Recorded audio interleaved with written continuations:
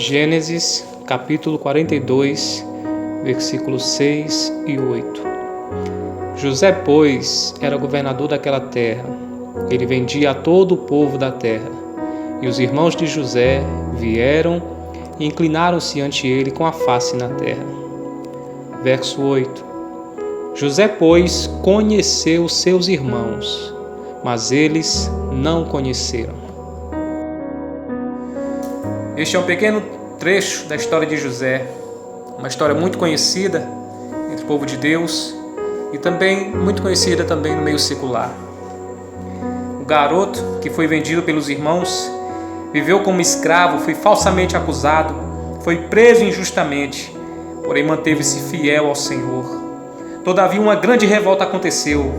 Aquele que antes era escravo e prisioneiro agora é governador do Egito, conhecido pelo nome de Zafenate-Paneia, que significa o Salvador do mundo. Os irmãos conhecem a história muito bem. Uma grande fome assolava toda aquela nação, e agora os irmãos de José saem de Canaã para a terra do Egito em busca de comida. Quando eles chegam ao Egito, eles dão de cara com José. A Bíblia diz que era o próprio José quem vendia os mantimentos ali no Egito, a todo mundo que procurava o Egito em busca de comida. Neste momento eles se inclinam diante de José com o rosto em terra. Todavia, diz a Bíblia, eles não o conheceram.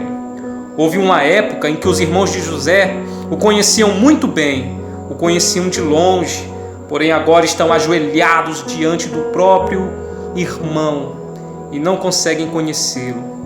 Muitos anos se passaram sem terem qualquer contato com José, sem ouvirem a voz do próprio irmão.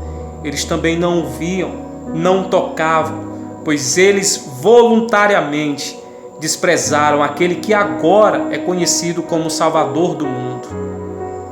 Então eis o cenário: famintos, ajoelhados, mas não conhecem o Salvador do mundo. E tudo isso por quê? Por causa do desprezo e da falta de contato.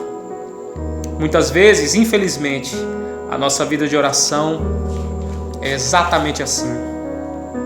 As distrações dessa vida nos afastam do Salvador do mundo.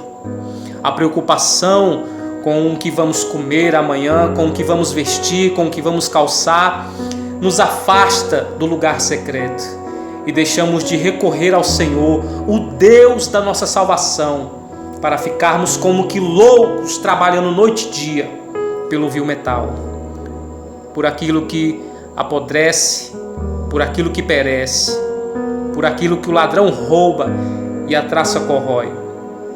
Por outro lado, muitas vezes desprezamos voluntariamente ao Senhor, mesmo tendo bastante tempo para orar e para ler a Bíblia. O tempo passa, vão-se os anos e nós não percebemos que estamos nos afastando do Senhor. Não ouvimos mais a sua doce voz no íntimo do nosso ser. Pecamos e não sentimos mais tristeza pelo pecado, pois seu Espírito se afastou de nós. E agora, famintos, assim como estavam os irmãos de José, eles estavam com fome de comida. Mas nós, muitos de nós, estamos com fome de Deus. Aqui agora ajoelhados diante dele, não conhecemos o nosso próprio Salvador. Então perecemos por falta de conhecimento. Não conseguimos reconhecer sua voz e por isso somos levados em redor por todo o vento de doutrina. A falta de oração e de comunhão com o Espírito Santo pode causar um cenário ainda pior do que esse. Sim, é possível ainda um cenário pior do que esse, pior do que não conhecer o próprio Salvador. E o que seria então?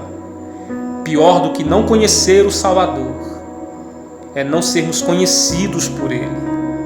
Mas, meu irmão, há esperança. Ainda há esperança.